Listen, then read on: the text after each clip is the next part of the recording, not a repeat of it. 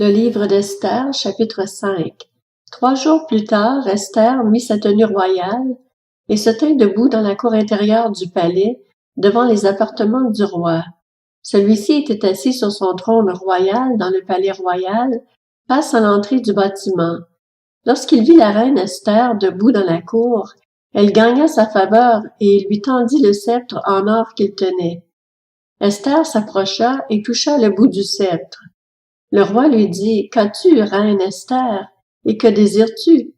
Même si tu réclames la moitié du royaume, elle te sera donnée. » Esther répondit, « Si tu juges bon, roi, j'aimerais que tu viennes aujourd'hui avec Aman au banquet que j'ai organisé pour toi. » Le roi dit alors, « Allez sans tarder chercher Aman pour répondre à l'invitation d'Esther. » Et il se rendit avec Aman au banquet que celle-ci avait préparé. Pendant qu'on buvait le vin, le roi dit à Esther, « Quel est l'objet de ta demande? Il te sera accordé. Que désires-tu?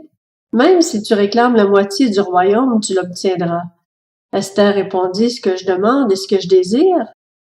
Si j'ai trouvé grâce à tes yeux, et si tu juges bon de m'accorder l'objet de ma demande et de satisfaire mon désir, j'aimerais que tu viennes avec Aman au festin que j'organiserai pour vous, et c'est demain que je répondrai à ta proposition. » Ce jour-là, Aman repartit content dans de joyeuses dispositions.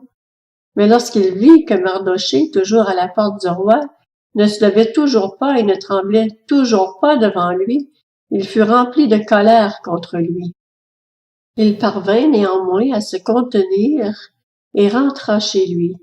Puis il envoya chercher ses amis et sa femme Zeresh, et il leur exposa point par point la valeur de ses richesses, le grand nombre de ses fils, toute l'importance et tout le pouvoir que le roi lui avait accordé, en le plaçant au-dessus de tous les princes et de ses propres serviteurs.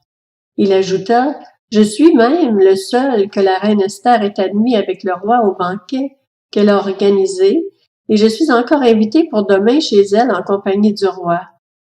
Cependant, tout cela n'a aucune valeur pour moi, aussi longtemps que je verrai Mardochée, le Juif, assis à la porte du roi. » Sa femme, Zeresh, et tous ses amis lui suggérèrent alors, « Fais préparer une potence de 25 mètres de haut, et demain matin, demande au roi qu'on y pende Mardochée. Tu pourras ensuite accompagner dans la joie le roi au banquet. » Aman trouva le conseil bon et fit préparer la potence.